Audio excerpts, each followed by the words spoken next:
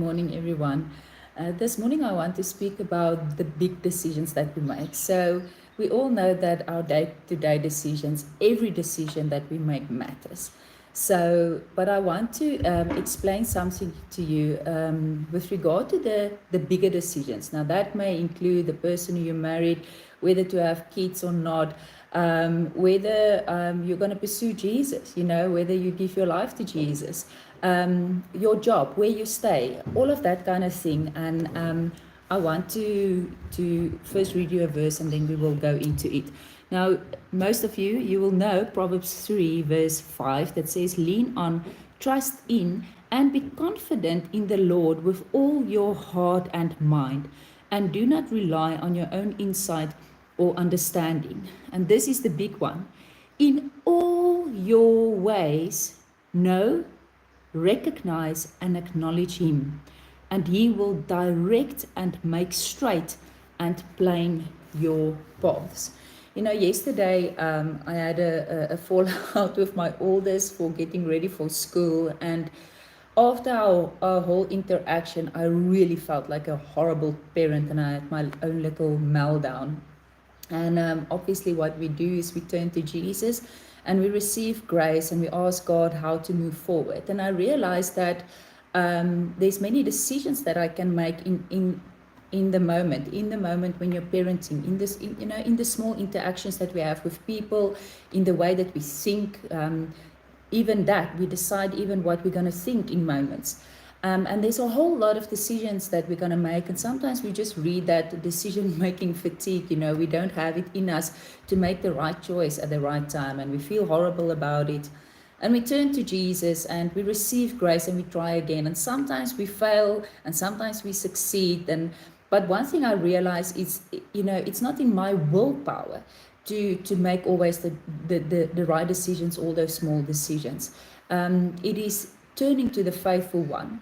And what I want to elaborate here is that sometimes we struggle with the small decisions because we haven't made the right big decision.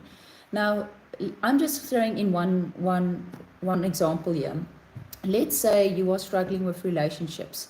You always make the same mistakes. You always even you're always saying the right or the wrong things at the wrong time. And, it is a struggle that you have. But you haven't decided in your life to maybe forgive someone. So there's this resentment that you have towards a big person. It can be a parent, it can be a boss, it can be a spouse. So we try to manage the small decisions that we have to make every day, but we never sort out the big thing. The hurt, actually, the resentment, the offense that we have. So now with my kid, maybe I'm struggling in the small things day to day. But when I look back, I realize that the big decisions I have put in place in our lives. So after school, I said sorry to her and we reconciled. The connection is there. The love is there. Tomorrow we will do better. But we have put in place the big things. And the big things are teaching them about Jesus. The big things are making church a priority for my kids. Making sure that we read the Bible together as a family, setting boundaries for my kids that in this house we're not doing this and this that your friends are doing, even though it's the popular thing.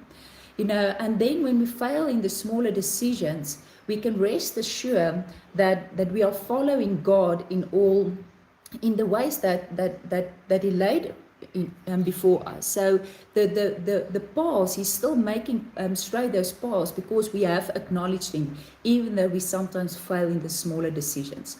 So just to wrap this up, I want to encourage you today that if you see that you're always struggling with the small day-to-day decisions in a certain area, maybe your struggle is to commit to something, maybe your struggle is mental health, maybe your struggle is overeating, maybe your struggle is binge drinking, whatever it is, the small decisions, and you have to say no all the time.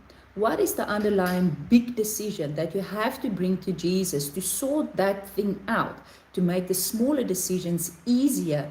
And also when you fail in the small decisions, there's an underlying foundation that you are working out with Jesus, that you are submitting to God, or that you have already sorted out. So I hope this makes sense. 5 minutes is a short time to explain this, but commit your ways unto God, and don't try to just change the fruit when the root is still rotten. Bless you.